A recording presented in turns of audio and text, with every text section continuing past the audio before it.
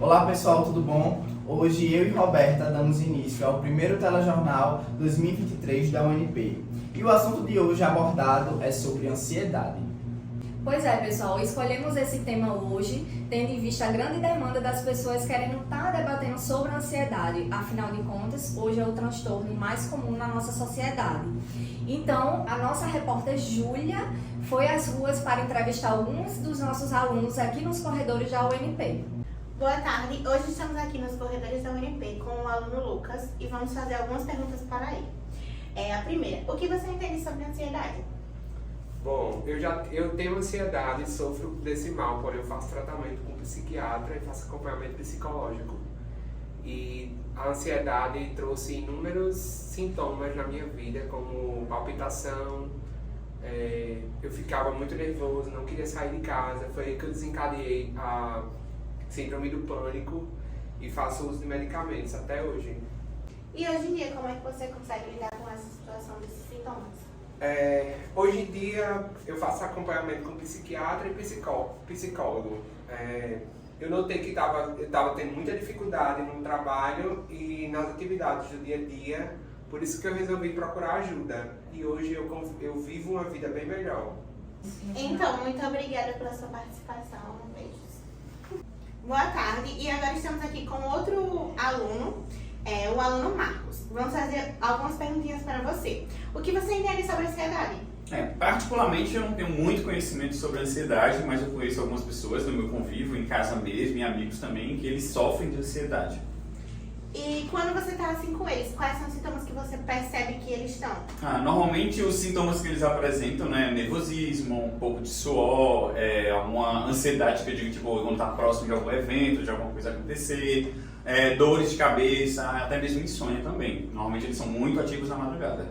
Você sabe me informar se esses seus colegas, eles fazem acompanhamento, uso de medicamento? Alguns fazem acompanhamento, outros não. Inclusive eu vejo que alguns têm um comportamento até diferenciado, né? Os que não fazem acompanhamento, que eu sei de fato que não fazem, eles apresentam um quadro um pouco mais grave agora. Que eu digo assim, tipo, eles estão mais ansiosos, eles estão com mais frequência de sintomas.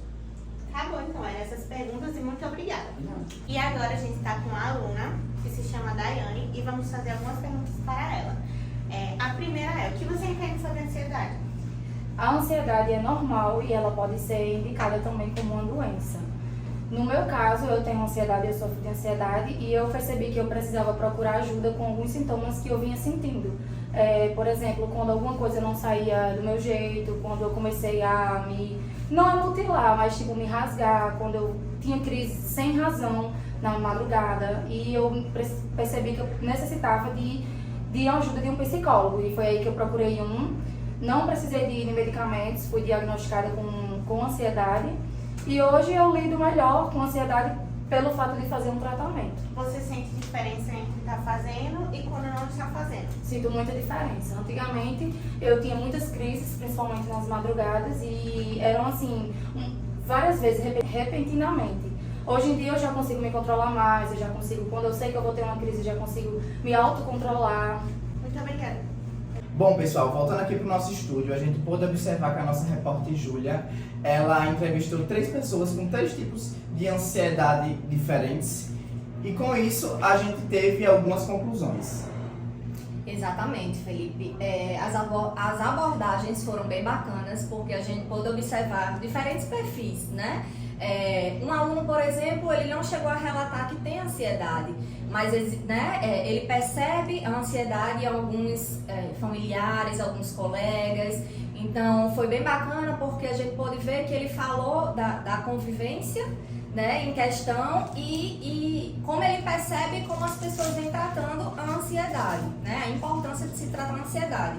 Uma outra aluna falou dos seus relatos, né, do dia a dia, então todos as objeções, tudo que ela enfrenta e como ela está lidando com isso, com a questão da ansiedade.